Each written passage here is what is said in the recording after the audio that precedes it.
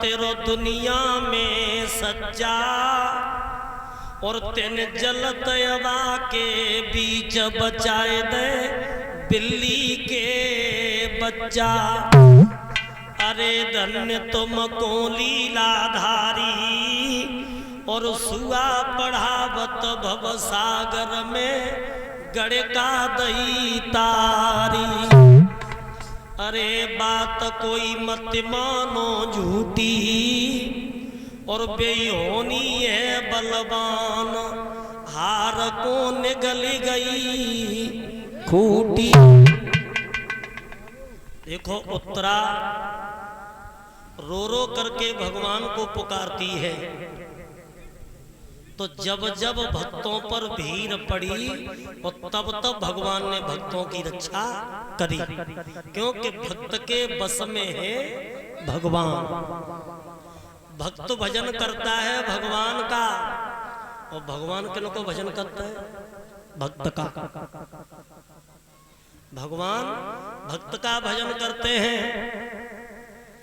तो देखिए उत्तरा ने रो रो करके जब भगवान को बुलाया है तो भगवान उत्तरा के सामने आ गए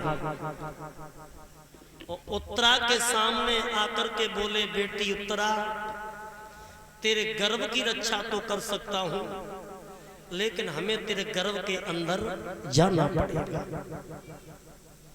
तो देखो भगवान माया रूपी कवच पहन करके और उत्तरा के गर्भ में जब प्रभु गए तो गर्भ में वो बाण उस बच्चे को जला रहा था, तो मेरे गोविंद ने गर्भ में ही चक्र सुदर्शन धारण किया और चक्र सुदर्शन धारण करके उस बाण को नष्ट किया, उस गर्भ की रक्षा की।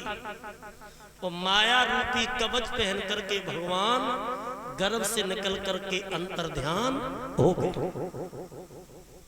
उत्तरा के गर्भ की जब रक्षा की है तो 9 महीना उत्तरा के जब पूरे होते हैं तो 9 महीने के बाद वह उत्तरा के गर्भ से एक बालक का जन्म हुआ। तो उसी बच्चे का नाम रखा जाता है परीक्षत। बोलिए परीक्षत महाराज की। अब तुम्हारा जन्म हुआ परीक्षित महाराज। क्या नाम रखा गया बच्चे का? परीक्षित। और परीक्षित नाम क्यों रखा गया? विचार करना।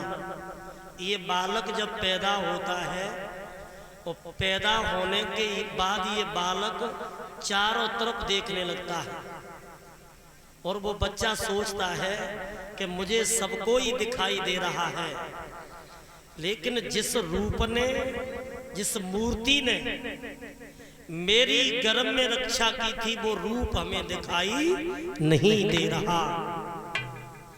तब ज्योतिषियों ने, विद्वानों ने देखा कि ये बच्चा तो दूसरों की परीक्षा कर रहा है, पर धन इच्छित, तो इस बच्चे का नाम रख दो परीक्षित।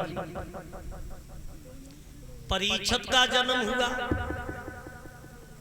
तो पांचों पांडव बहुत खुशी मना रहे हैं। तो कन्हैया ने कहा कि पांडवों खुशी मत मनाओ, अभी तो कुरुक्षेत्र में भीष्म पितामह बाणों की सैया पे पड़े हैं, उन्हें जाकर के देखो, उनकी अंतिम श्वास चल रही है। और उस समय भीष्म पितामह बाणों की सैया पर है और अंतिम श्वास चल रही थी। तो पितामह बाणों की सैया पे पड़े पड़े रो रहे और सोच रहे हैं, अरे सरसैया पे